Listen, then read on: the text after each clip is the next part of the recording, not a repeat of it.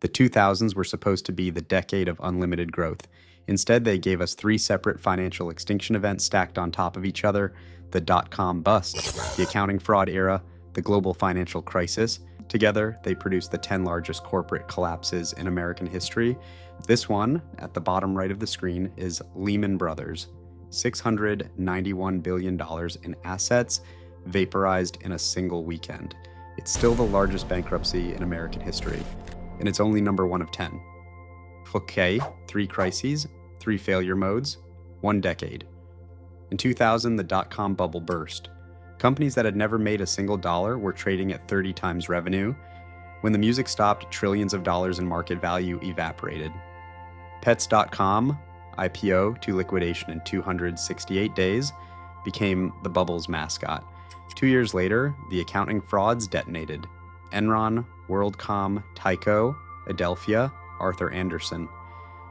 Companies that had been Wall Street darlings turned out to have been lying about their books for years. Congress responded with Sarbanes-Oxley. Then in 2008, the third wave. Subprime mortgages, credit default swaps, Repo 105, Lehman Brothers. The global financial crisis erased $15 trillion in household wealth and triggered the worst recession since the Great Depression. Counting backwards from number 10, the 10 biggest corporate collapses of the decade. Number 10, Pets.com IPO in February 2000. Liquidated by November, 268 days from public listing to shutdown. They sold pet supplies online at a loss. 26 cents lost on every dollar of sales. They spent $1.2 million on a single Super Bowl ad featuring a sock puppet that became more famous than the company. After liquidation, the puppet was auctioned for $125,000, more than most shareholders ever saw. Number 9, Adelphia Communications, family-run cable empire. In 2002, the SEC discovered $2.3 billion in hidden debt. The Regas family had been using corporate loans for Manhattan apartments, vacation properties, and $1 billion of Adelphia stock for themselves. John Regas, the founder, was 80 when sentenced, 15 years in federal prison. His son Timothy got 20. The family lost the cable empire they built over 50 years. Number 8, Tyco International. CEO Dennis Kozlowski took $242 million from a corporate loan program designed for employees to buy company stock. He used it for yachts, fine art, and real estate. The most famous expense, a $2 million birthday party for his wife on Sardinia. Half of it billed to Tyco, featured an ice sculpture of Michelangelo's David. He was urinating vodka, 8 1/3 to 25 years. Number 7, Bear Stearns, an 85-year-old investment bank. In 1 week, in March 2008, hedge fund clients pulled their money. Repo counterparties refused to roll overnight loans. Cash on hand dropped from $18 billion to $2 billion in 72 hours. 52-week stock high, $133.20. Federal Reserve brokered sale price to JP Morgan, $2 per share, later raised to $10. Lehman would have been rescued the same way. 6 months later, it wasn't. Number 6, Arthur Andersen, Big 5 accounting firm, 85,000 employees in 84 countries, auditor for Enron. When Enron collapsed, Arthur Andersen partner David Duncan ordered subordinates to shred documents and delete emails linking the firm to its Enron audit work. Tons of paper, thousands of files. The Justice Department indicted the firm in March 2002 for obstruction of justice. Convicted June 15th. Surrendered its CPA license August 31st. 85,000 jobs erased in 6 months. The conviction was overturned by the Supreme Court 3 years later. By then, there was no firm left to vindicate. Big 5 became Big 4. Number 5, Bernie Madoff, former NASDAQ chairman. For decades, he had reported steady 1% monthly returns, the kind of consistency that should have been the giveaway. Markets do not return 1% every month for 30 years. There was no investment strategy. Early investors were paid with new investor money. He had been running a Ponzi scheme since at least the 1990s. December 10th, 2008, with redemptions overwhelming his ability to find new investors, he confessed to his sons. Total fraud, $65 billion. Largest single perpetrator investor fraud in history. 150 years in federal prison, the maximum. Number 4, AIG, the world's largest insurance company. The insurance side was healthy. The problem was a tiny London subsidiary, AIG Financial Products. They had sold massive quantities of credit default swaps to every major bank on the planet, effectively insurance on mortgage-backed securities. When housing collapsed, the banks demanded collateral. AIG didn't have it. September 16th, 2008, the day after Lehman, the Federal Reserve agreed to lend AIG up to $85 billion in exchange for nearly 80% equity. Final bailout, $182 billion. AIG didn't fail because it was too big. It failed because every major bank's survival depended on it. Too interconnected to fail. 7 down, 3 to go, a quick break, sponsored by my own private community. Inside, we go deeper than YouTube can on patterns like these. Case-by-case postmortems, frameworks for spotting failure modes early, and a curated library of corporate collapse case studies from the decade we just covered and beyond. For founders, operators, and anyone who wants to think like a forensic analyst rather than a Monday morning headline reader. Link is in the description below. Now, let's get to the top 3. Number 3, General Motors, the largest industrial bankruptcy in American history. For decades, GM had been carrying legacy pension and healthcare costs that newer competitors did not have. Foreign automakers had built factories on greenfield sites with no retiree obligations. GM was funding healthcare for hundreds of thousands of workers from 40 years earlier. By 2008, GM was burning cash.